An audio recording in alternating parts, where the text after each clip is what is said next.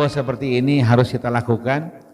Bahkan kumpul-kumpul di malam hari sejak maghrib sampai isya atau pada isya dilanjutkan sampai ya menjelang pulang ke rumah langsung tidur di rumah. Ini kan keseharian masyarakat kita di masa lalu.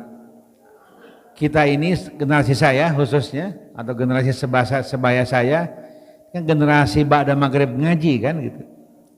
Sesuatu yang hari ini kita sedang dambakan, di mana pengajian maghrib itu? Ada yang ngejah, tahu ngejah? Ngejah, abatasa ya, abatasa jaho dada roja gitu. Itu ngejah namanya, Baghdadiyah ya.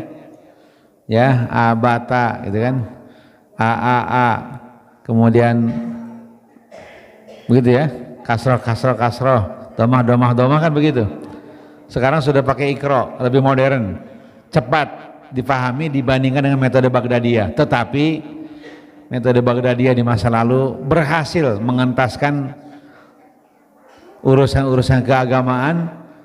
Pandainya membaca Al-Quran di masa lalu ternyata luar biasa, tidak kalah dengan metode modern pada saat ini. Karena meskipun mungkin secara metodologi masih rada kuno, rada hese, tapi kan tiap hari kan gitu. Sekarang Iqra ternyata TPA-nya atau ngajinya 3 kali dalam seminggu, bahkan di weekend saja ngajinya kan begitu sekarang. Itu persoalannya, sehingga hasilnya boleh jadi lebih hebat hasil Baghdadiyah dibandingkan hasil-hasil yang metode sekarang ini. Hadirin sekalian, saya cerita itu hanya ingin mengingatkan bahwa pengajian-pengajian seperti ini, kemudian berzikir bersama, mengingat Allah Subhanahu wa taala, talabul ilmi, saling bertausiah, ini adalah sebuah acara yang akan kita kenang, akan kita jadi nostalgia yang sangat luar biasa pada hari-hari ke depan, termasuk pada hari di mana kita sudah meninggalkan alam yang fana ini. Karena ternyata Bapak Ibu sekalian, pada saat manusia itu wafat, cita-citanya satu. Semua yang sudah wafat cita-citanya satu, yaitu ingin hidup lagi gitu. Tapi kan tidak mungkin sama sekali ya. Kata Imam Ghazali, dunia ini ternyata berharga, bahkan sangat berharga. Tandanya adalah Allah menyebutkan dalam Al-Quran, semua yang wafat bercita-cita ingin hidup kembali, karena semua menyesal. Menyesal yang tidak beriman mengapa tidak beriman, menyesal yang beriman beramal soleh kenapa beramal solehnya tidak lebih banyak, menyesal karena bagi yang suka bermaksiat mengapa tidak meninggalkan kemaksiatan, ternyata maksiat itu merugikan, yang untung adalah ketaatan kepada Allah. Seluruhnya ternyata ada penyesalan, dan termasuk situasi seperti kumpul-kumpul seperti ini adalah kumpul-kumpul yang luar biasa di mata Allah Subhanahu wa taala. Tidaklah ada sebuah kaum berkumpul di sebuah majelis berzikir ataupun membaca Al-Quran kecuali para malaikat akan menghadirkan istighfarnya kepada kaum tersebut, kemudian rahmat Allah akan menghujani kaum tersebut manakala ada sebuah kaum yang berkumpul berzikir kepada Allah Subhanahu wa taala. Ini luar biasa kan?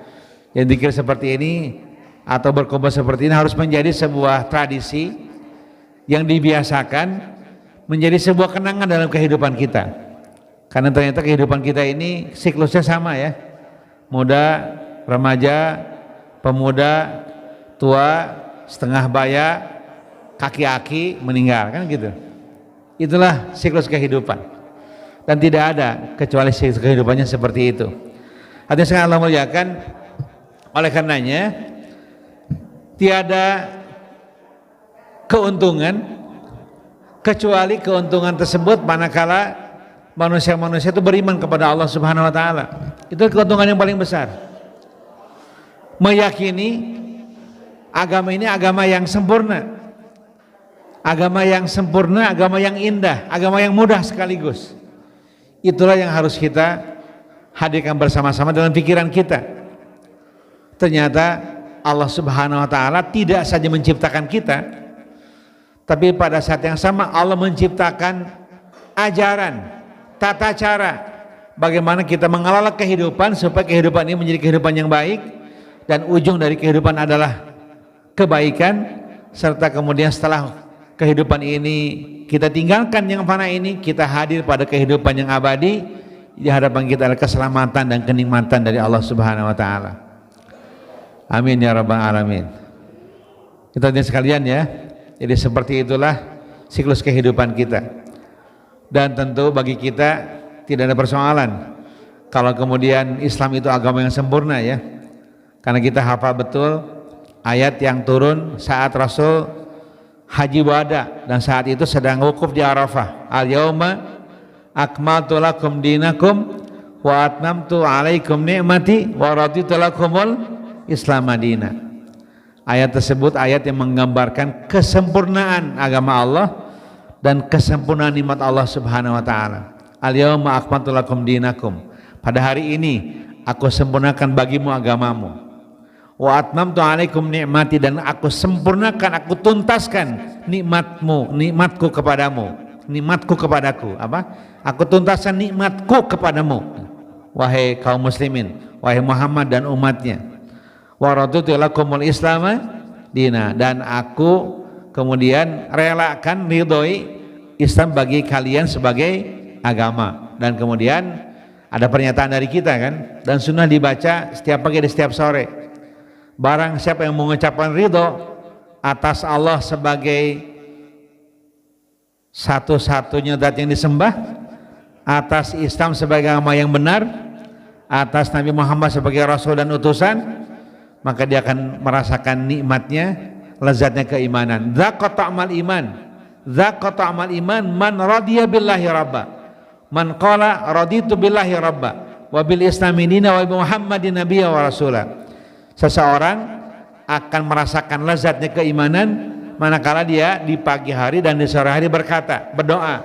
Doanya adalah raditu billahi rabba wa bil islami dina wa bi Muhammadin nabiyya wa rasula. Begitu kan? Itu aslinya, tapi para ulama menyebutkan lebih baca salawat lagi di situ. Raditu billahi rabba wa bil islami dina wa bi Muhammadin sallallahu alaihi wasallam nabiyya wa rasula, gitu. Supaya ada salawat juga diselipkan ya. Luar biasa para ulama itu. Di hadis aslinya tidak ada salawatnya, tapi ketika diajarkan para ulama kepada kita, ketika ada kalimat Muhammadin ada salawatnya, nabiyan wa rasula. Tadi sekalian ya, saya kira sampai di situ kita clear, gak ada persoalan.